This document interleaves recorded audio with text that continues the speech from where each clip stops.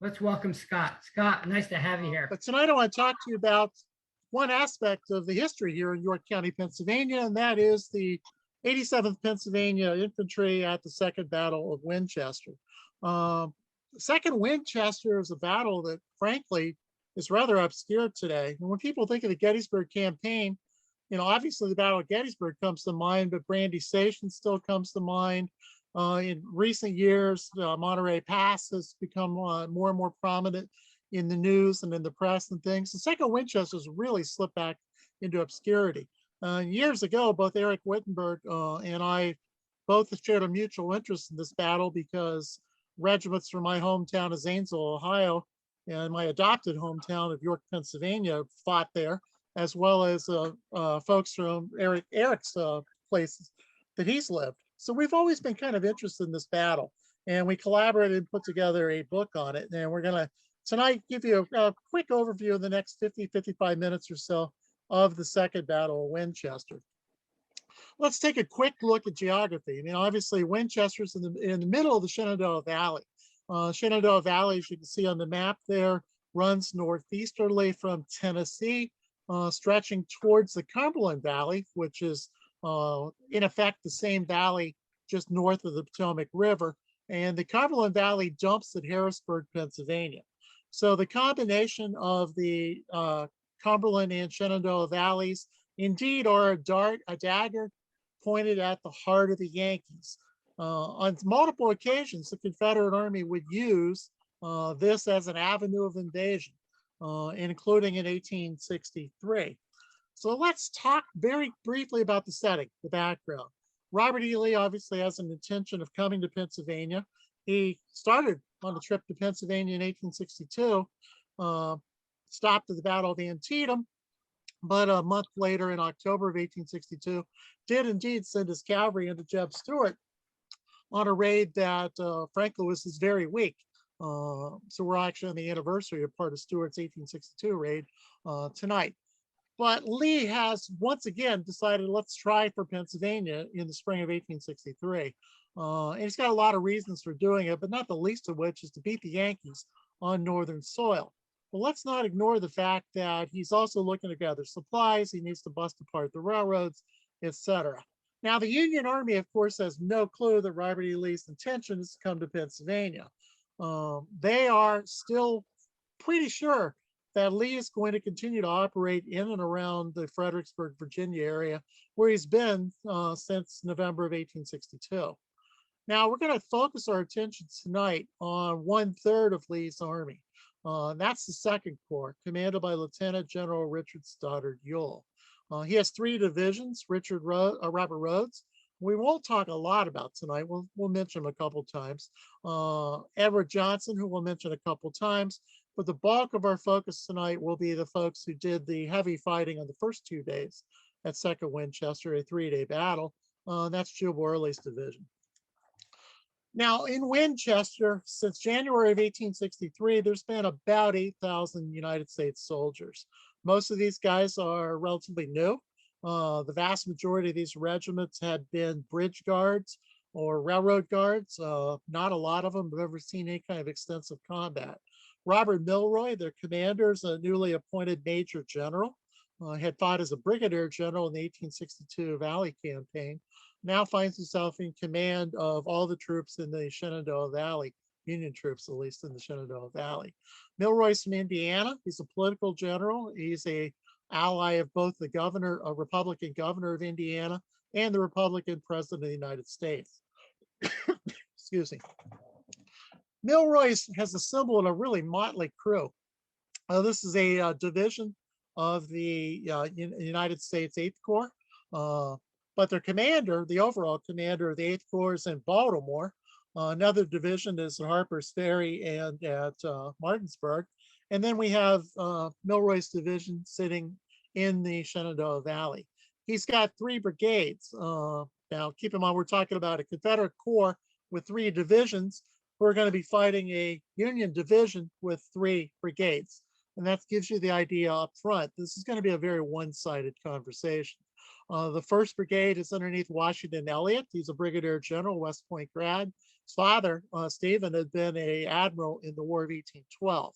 William Ely from Connecticut is the commander of the 2nd Brigade. He actually had been the commander of the 18th Connecticut when that regiment was organized, and they moved up into brigade command in February of 1863 because Milroy did not like foreigners and had fired a Frenchman by the name of Cluseret and had assigned his command to the colonel of the 18th Connecticut, William Ely.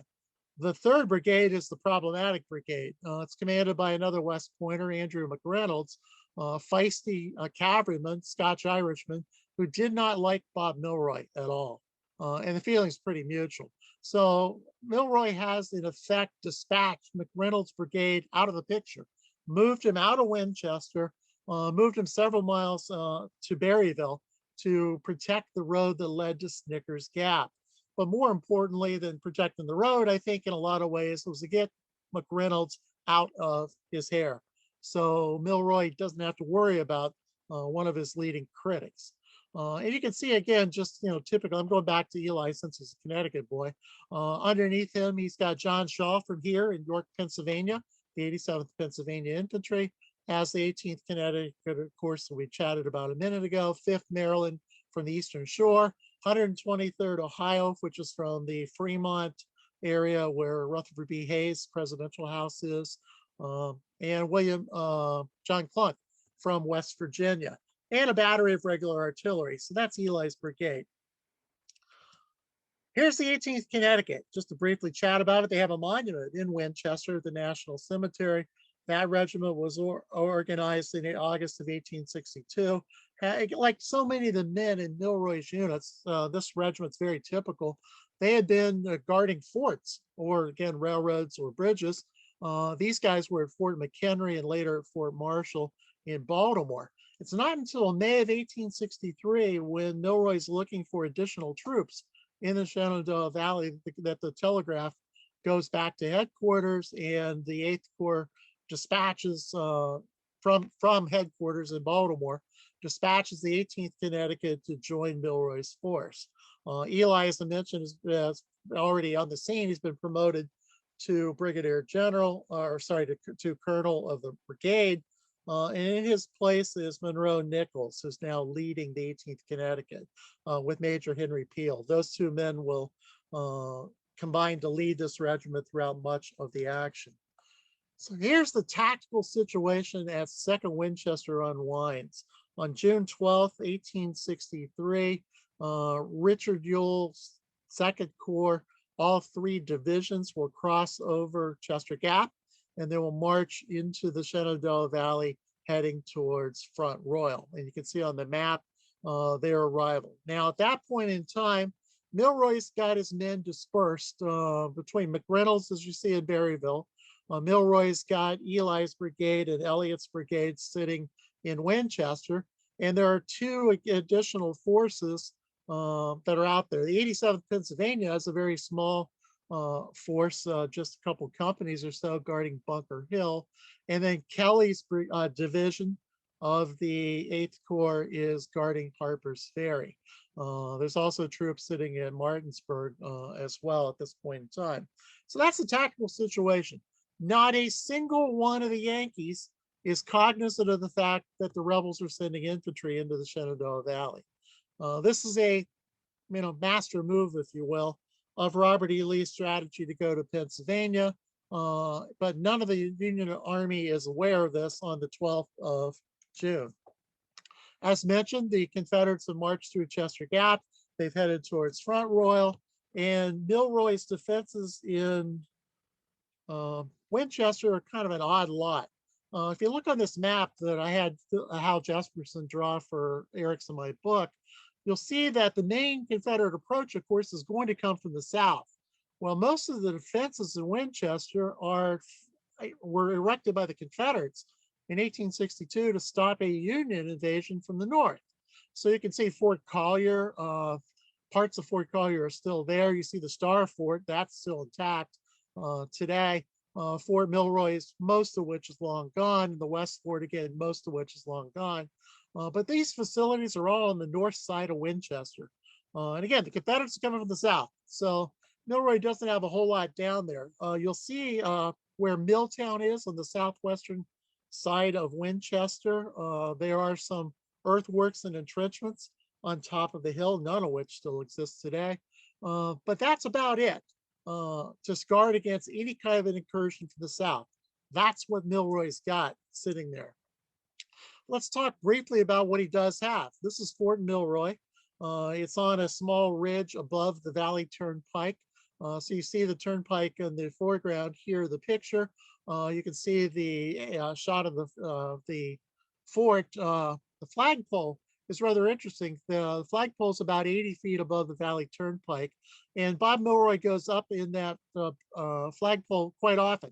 He has a basket or sometimes a crate attached to the lanyard.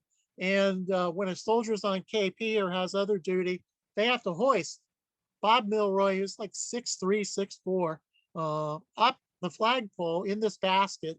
And he has a spyglass and he looks around for Confederate activity and to keep track of what's going on in the neighborhood. Again, he's about 80 feet above the Valley Turnpike.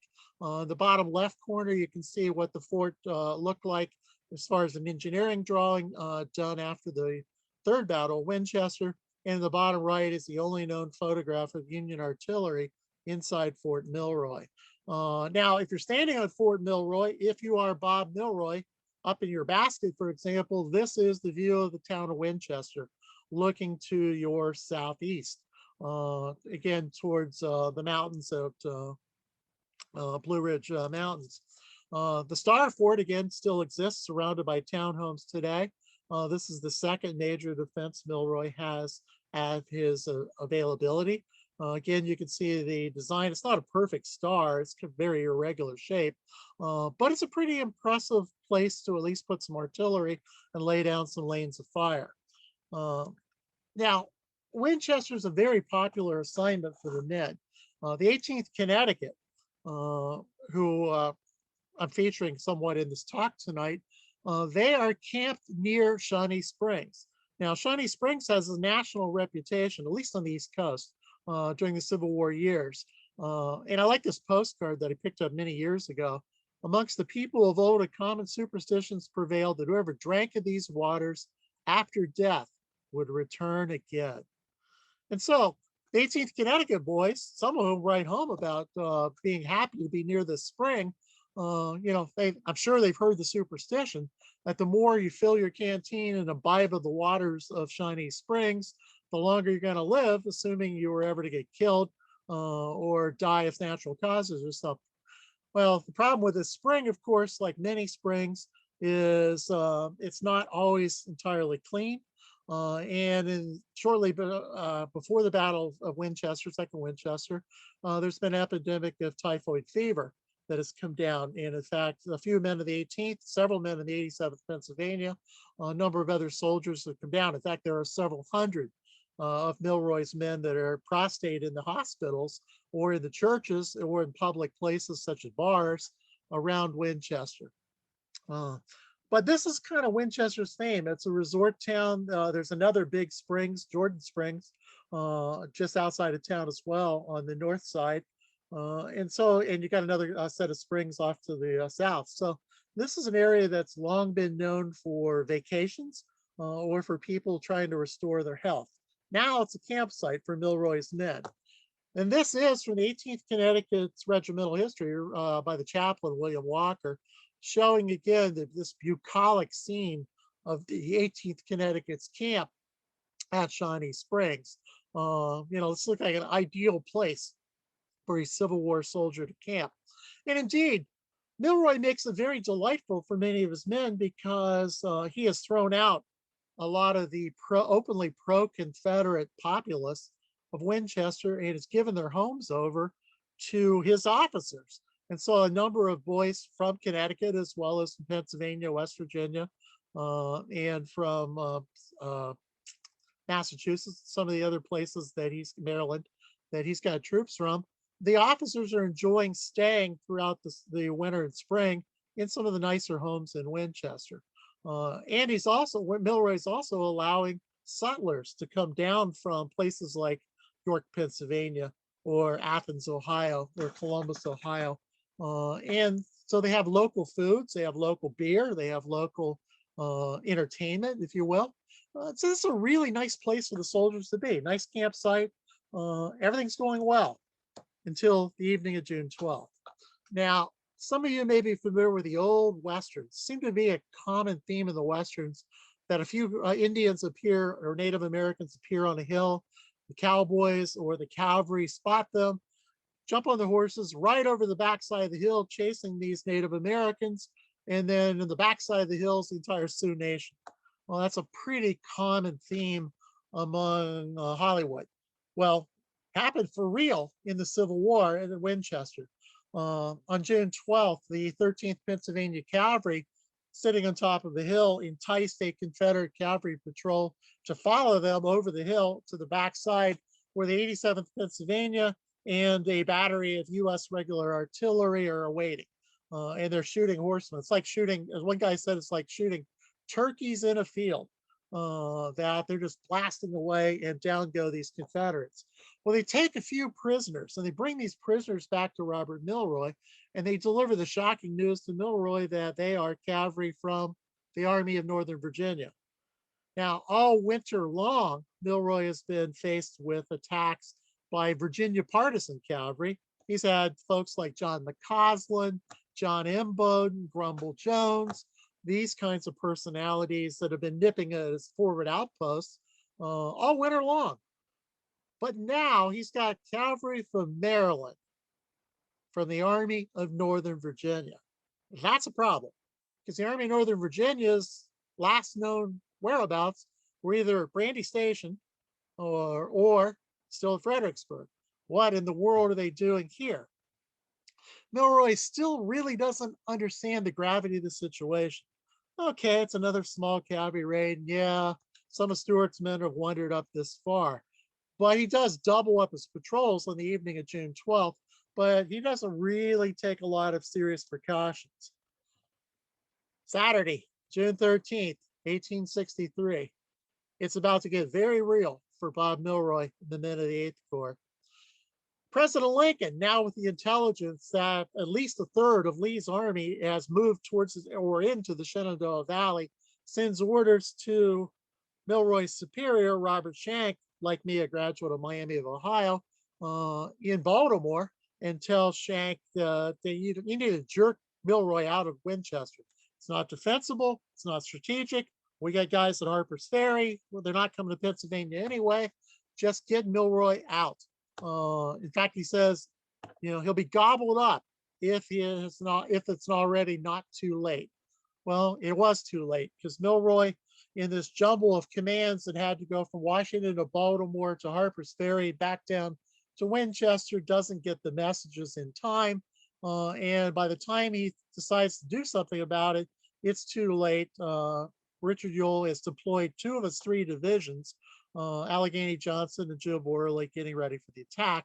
He sent Robert Rhodes to go deal with McReynolds and McReynolds' Lonely Brigade sitting out at Berryville.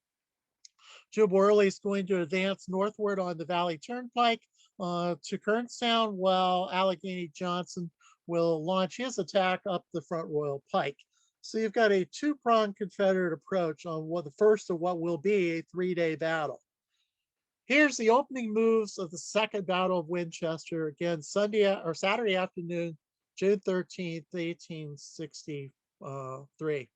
As you can see down below in red are the Confederates, Harry Hayes, the Louisiana Tigers. Herbert is the Maryland Cavalry that I mentioned earlier.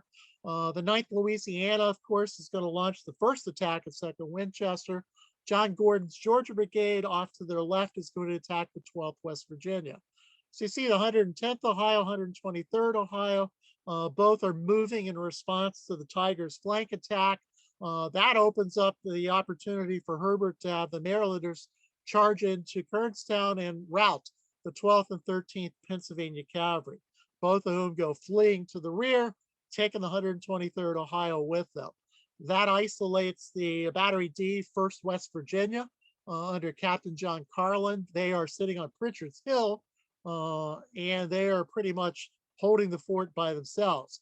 And to the northeast, the problem gets worse, northwest, when the 12th West Virginia, through errors in communications, half the men just march away, uncovering the flank, and the 12th West Virginia is now forced to withdraw as well.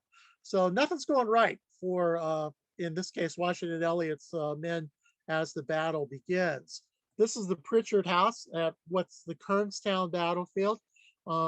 First Winchester starts on the second Kernstown and first Kernstown battlefield. So Kernstown Pritchard House is one of the few houses in America can boast it was on the field and used as a field hospital for 3 separate Civil War battles.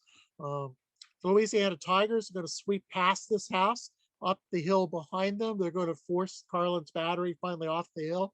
And almost all of the forward Union troops from Ohio, West Virginia, are going to fall back more than a mile towards those entrenchments along the mill race at Milltown, which is the next village, if you will, north of Kernstown on the south side of Winchester. At the same time, John Gordon is attacked to the 12th West Virginia, as I mentioned, on Sandy Ridge, has driven them back. Again, a part of the Battle of Kernstown, reused, if you will. And Gordon's men are sweeping through. It looks like it's going to be a major triumph for the Confederates. And then William Tecumseh, no, not William Tecumseh Sherman, William Tecumseh Wilson from Ohio, from the 123rd Ohio Regiment. Wilson organizes a counterattack. Now, his men have never been in combat before. 2 regiments of Ohio infantry are, again, basically train guards, but they are going to launch a counterattack on the Valley Turnpike heading towards the Louisiana Tigers. In this rare photo from the Hanley Library, off in the distance in the center, right at the horizon level, that cluster of buildings there is the toll gate that is on the small little ridgeline. It's called Hillman's Toll Gate, that existed back during that. This area today is Shenandoah University, Hampton Inn, etc. For those of you who are familiar with this area and some of the activity that's going on. Well, Wilson's men end up stopping this counterattack. Now, darkness also plays a role. But as night falls on Saturday, June 12th, 1860, or June 13th, 1863, Bob Milroy's feeling pretty comfortable. His men have not totally collapsed. He does not think that the Confederates are going to relaunch the attack the next day. He thinks, all right, we've slowed them down. They're going to bypass me and they're going for Harper's Ferry. In 1862, they went for Harper's Ferry. They're clearly going for Harper's Ferry again. So Milroy doesn't do a whole lot other than to pull all of his men back into the entrenchments. This, by the way, is a postcard of Hillman's Toll Gate. So this is looking the exact opposite direction from the ridgeline back towards the previous camera position, which would have been on that ridgeline in the far distance. But Milroy is somewhat flush with success. Now, he's got a lot of wounded to deal with at the Taylor Hotel and other places downtown. He's got, of course, all the sick people that are still suffering from typhoid. He's already lost a couple doctors who have died from it. You know, he's had a chaplain that's died from it as well, several men, as well as a lot of townspeople. And some of the men that are in the front lines, have never saw combat before, but they're still weak, still suffering from the after effects of their own infections. So this is not a pretty picture for Milroy, but he decides he's still going to hang on. By the way, the Taylor Hotel's still there on Loudon Street, downtown Winchester. It's a fine restaurant now, has some really good food. But all night long, like so many Civil War battles, there's a massive thunderstorm that night, and the roads are a quagmire. Well, what Milroy does do during the night, which endears him unbelievably well to McReynolds, is he brings McReynolds back from Berryville in this driving rainstorm to man the Star Fort. So now, for the first time, well, since January or February, Milroy's got all 3 of his brigades intact together in those forts. They're in Fort Milroy, they're in the Star Fort, they're in the West Fort, and some of the troops are in Fort Collier area as well. Sunday morning, June 14th, day 2 of the 3-day battle. John Gordon demonstrates on Milltown Heights. Now, a demonstration, of course, in Civil War parlance is a kind of a lighthearted attack just to make sure the enemy knows you're there. Not really designed to sweep through the town and do anything great, but it's more to get attention. While Milroy's feint, or sorry, Gordon's feint actually drives the Yankees off of Milltown Heights. So Gordon's going to go ahead and take over the Heights.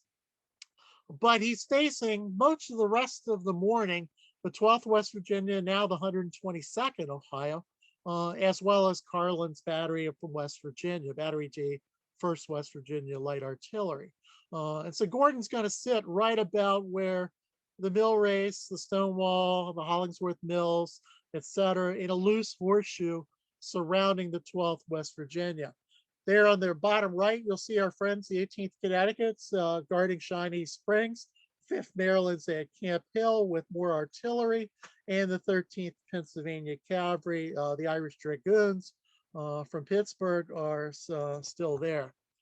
Now, as this is going on, because Gordon was able to actually take part of Bowers Hill or Milltown Heights, Generals Early and Ewell will go up on these heights. This photograph shows the view from Bowers Hill and gives the idea of showing, what these guys might have seen. And they're able to look and decide that they're going to do a flank march. So Ewell is going to keep Gordon in place to pin down Milroy on the south side of town. He's going to move Allegheny Johnson up against the 18th Connecticut and 5th Maryland, reinforcing them with the 67th Pennsylvania. And then he's going to occupy all of Milroy's attention on the southwest and southeast sides of Winchester. While all that's going on, Jube Worley's going to take the Louisiana Tigers, and he's going to take Extra Billy Smith's Virginia Brigade, and he's going to do a long circular flank march. It's brilliantly executed, by the way, brilliantly executed. And part of that is because of this hill. This is the actual scenery from the flank march. If you notice that hill in the middle there, that's 110 feet above the Valley Turnpike if you look at heights. Remember where Bob Milroy is in his basket? He's 80 feet above the Valley Turnpike. He can't see over this hill.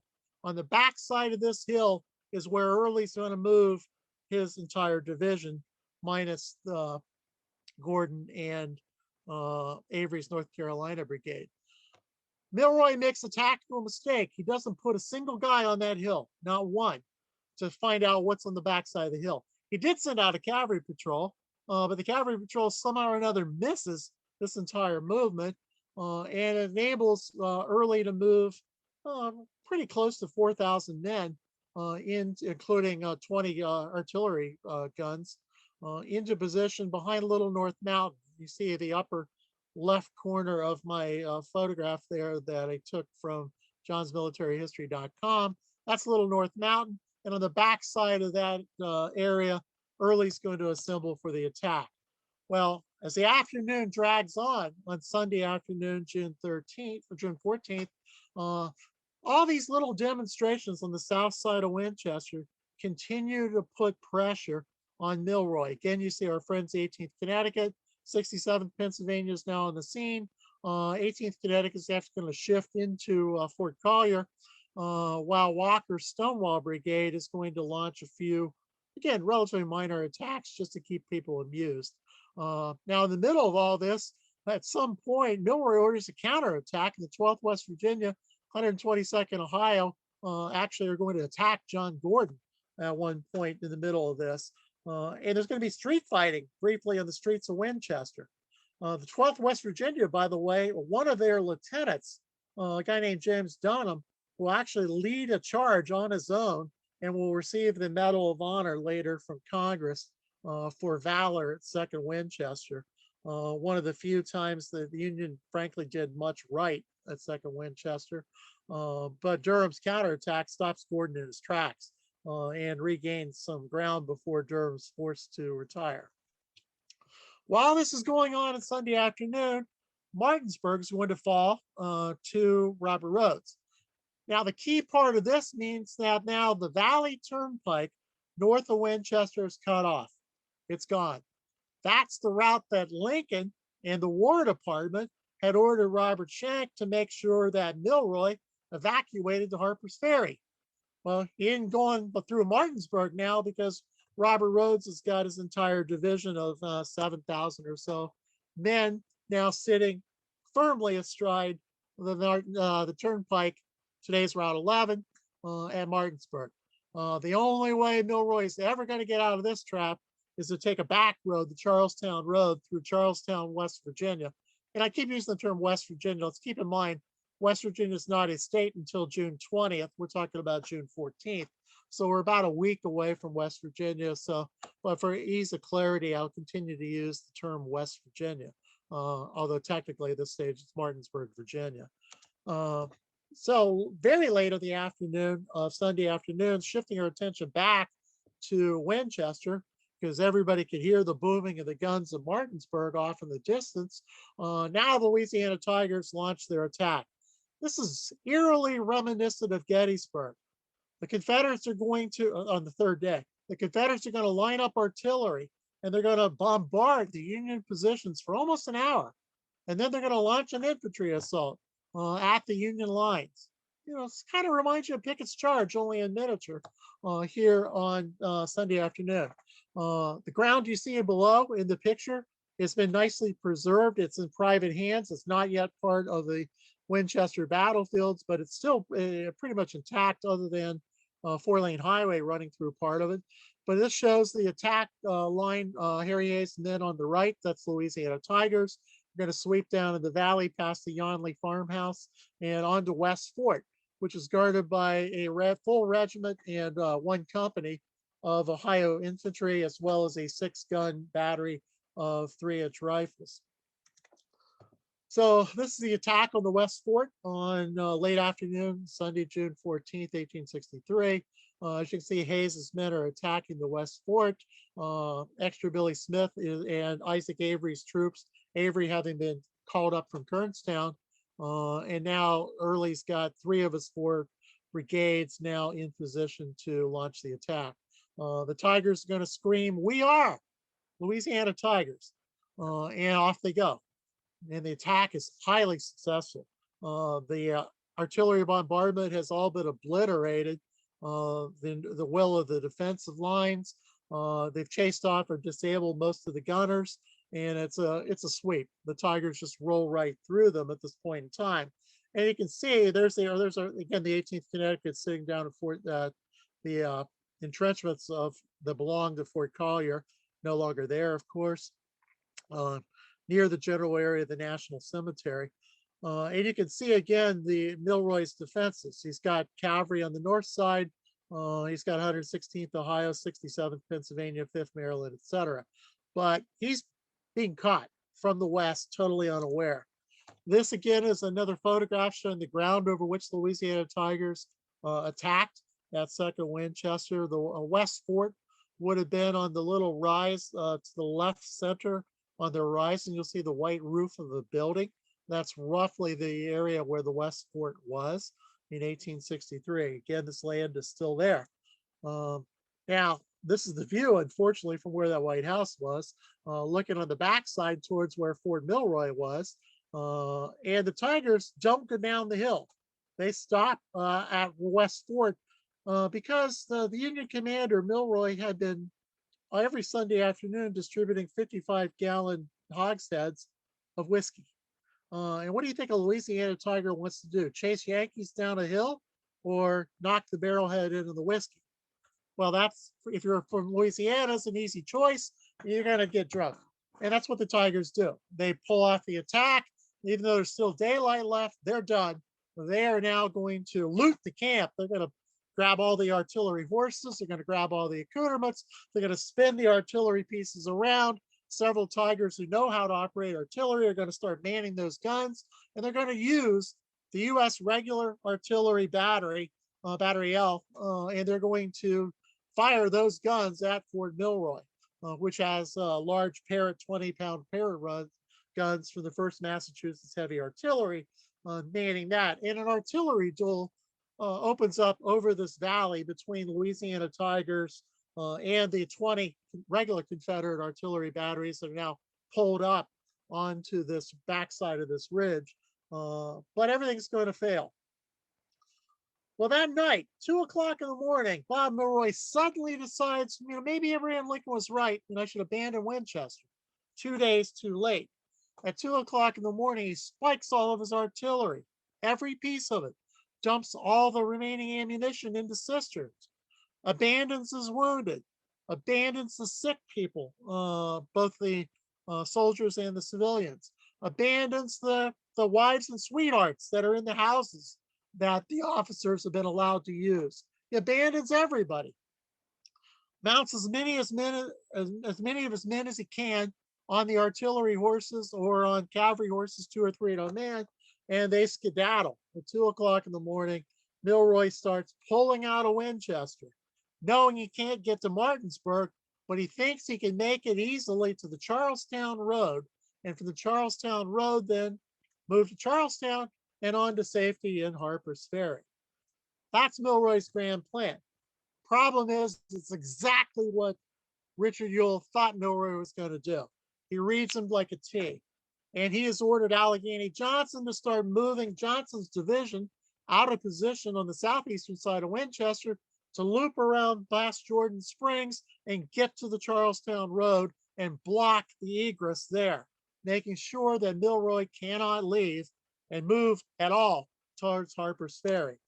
And that's exactly what happens. This, again, mapped by Hal Jesperson from our book, shows Johnson moving out from along Route 7, Berryville Turnpike. He is now going to move through Jordan Sulphur Springs, and they are going to successfully get to the Charlestown Road before Milroy can abandon Winchester and make it there himself. And the first thing that Milroy finds out is when his advanced cavalry riders, the Pennsylvania cavalrymen, suddenly hear small arms fire, rifle fire, coming from a railroad cut near the Charlestown Road Bridge. There was a small bridge that went over where the Winchester and Potomac Railroad ran underneath the Charlestown Road during the Civil War, and that railroad cut was now aligned with George Stewart's brigade. And Lieutenant Colonel Snowden Andrews, who at the Battle of Gettysburg's men were commanded by Major Latimer, the boy major. But Snowden Andrews' artillery pieces and Stewart's men are blocking Milroy's route. This is a problem. Milroy, 2 o'clock, 3 o'clock in the morning by now, and Milroy is totally trapped. It's still dark. It's before dawn. Here's the railroad cut where I'm standing on the bridge, taking this picture, looking to the north, and there's an equal tracks to the south. But this shows where Maryland Stewart, seen in the picture there in the bottom right. Stewart's men are down in this railroad cut. They've had enough time to line the western bank with rails, knapsacks, boxes, crates, anything they could find for additional cover, and they're banging away. This is the only known picture of the Charlestown Bridge from the Civil War.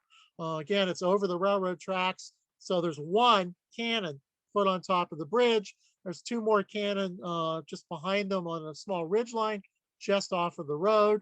And then there's going to be other artillery that's going to filter into that ridge as the battle progresses. And again, in that railroad are on the George Stewart's men.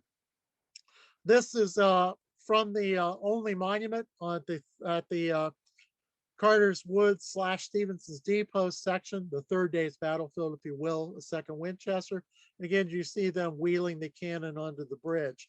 Well, this is the fighting at Carter's Woods. Confederates call it Stevenson's Depot. Bob Milroy's men are in a world of hurt. They're all strung out, again, basically by now, almost dawn, but it's still quite dark. And his men just can't see anything. McReynolds, at the rear with his brigade, the 6th Maryland, 67th Pennsylvania. McReynolds gets his men out, and most of the 6th Maryland is actually going to escape almost intact to Harper's Ferry, along with Colonel McReynolds. 67th Pennsylvania is going to get almost wiped out to a man. They're going to be surrounded by the Nichols Louisiana Pelican Brigade. They're going to be forced to surrender.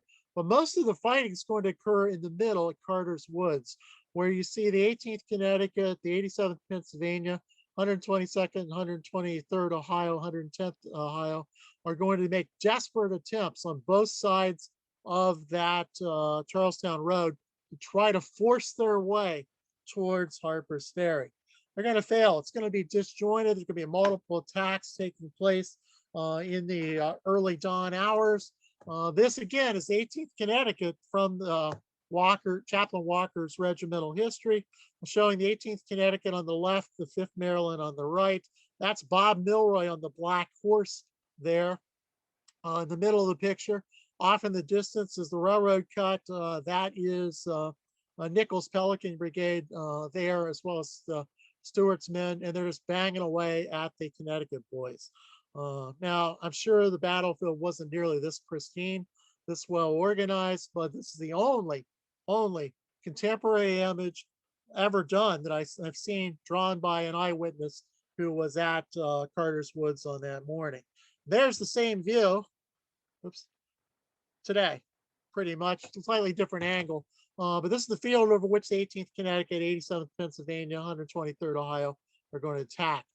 This field has recently been purchased by the Shenandoah Valley Battlefields Foundation as the new 2nd Winchester Carter's Woods unit of the Winchester battlefield. And I was privileged 2 weekends ago to lead the very first public tour ever of this ground. So it was really cool to be there.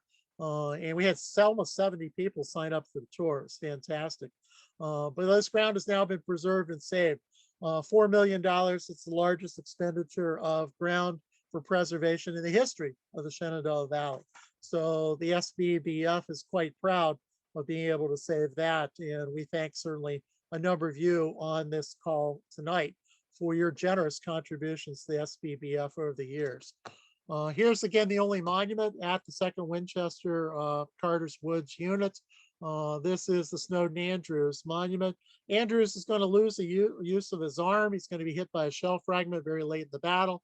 Turn over command to Major Latimer, who again will be mortally wounded famously on Benner's Hill at Gettysburg, commanding Andrews' battalion of reserve artillery.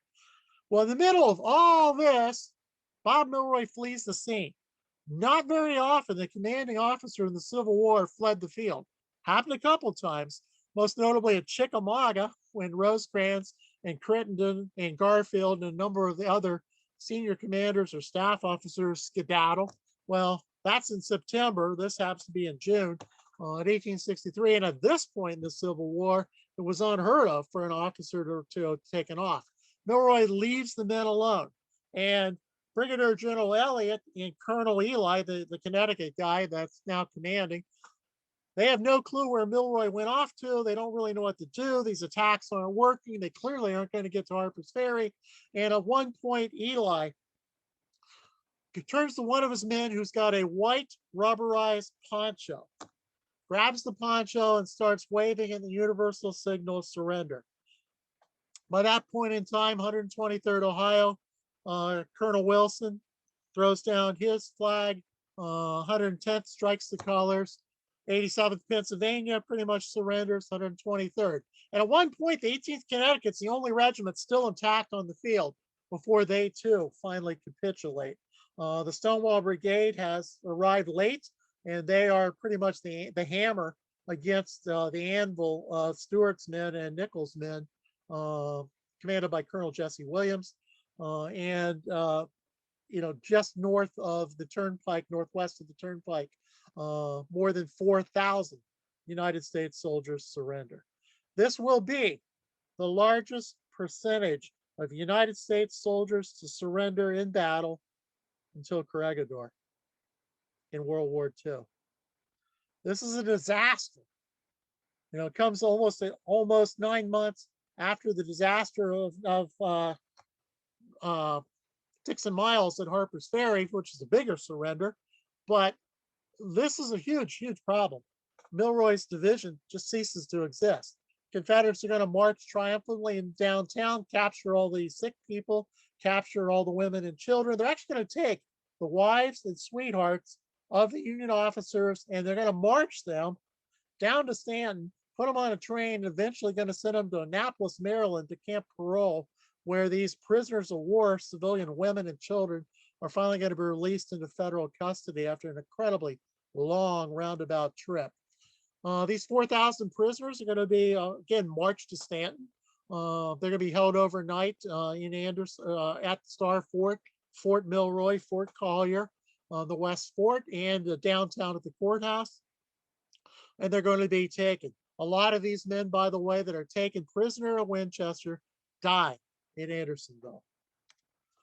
Well, Milroy's division's gone. They're just fleeing. They're going all over the place in small knots, small groups, sometimes individuals. They're going to try to make their way to Harper's Ferry as best they can.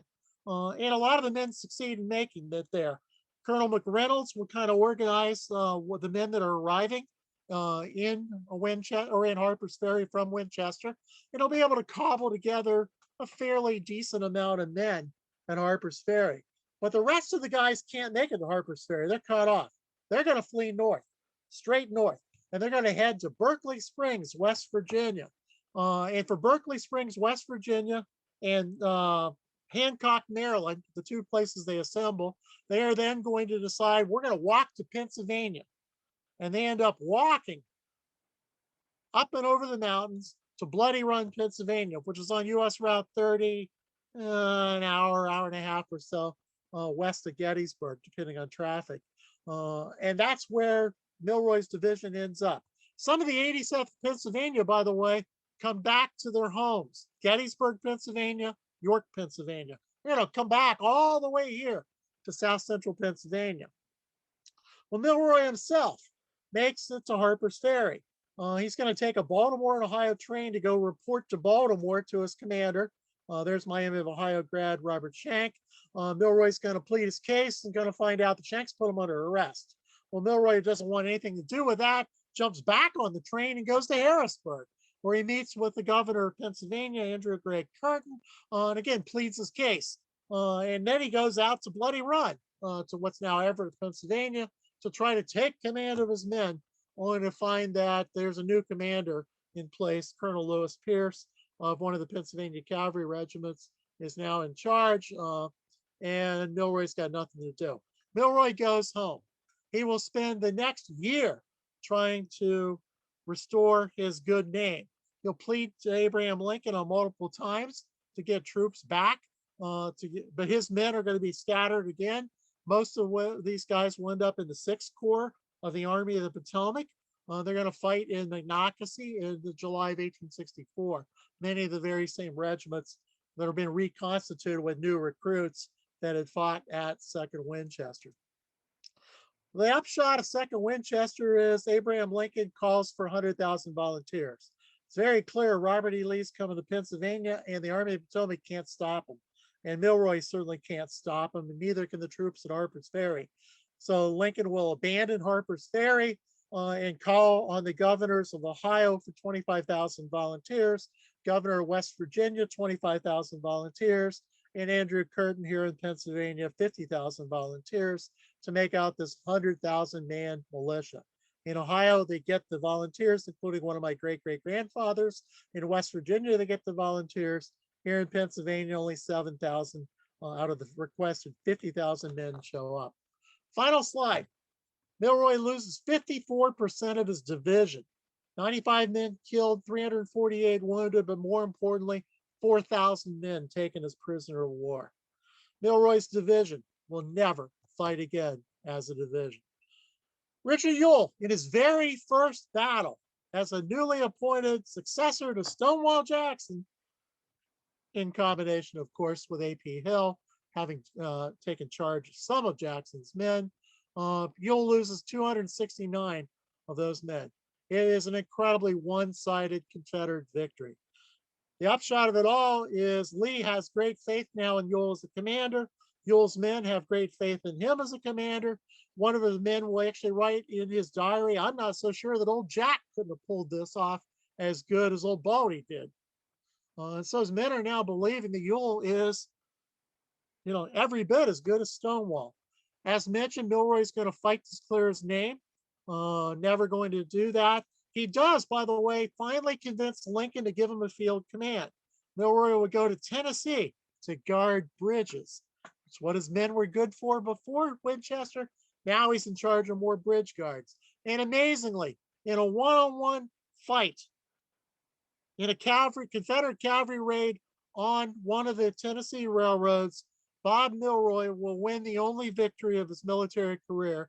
He will become the only Union officer to beat Nathan Bedford Forrest in a one-on-one fight. He beats Forrest, amazingly. But that's Milroy's highlight of his career.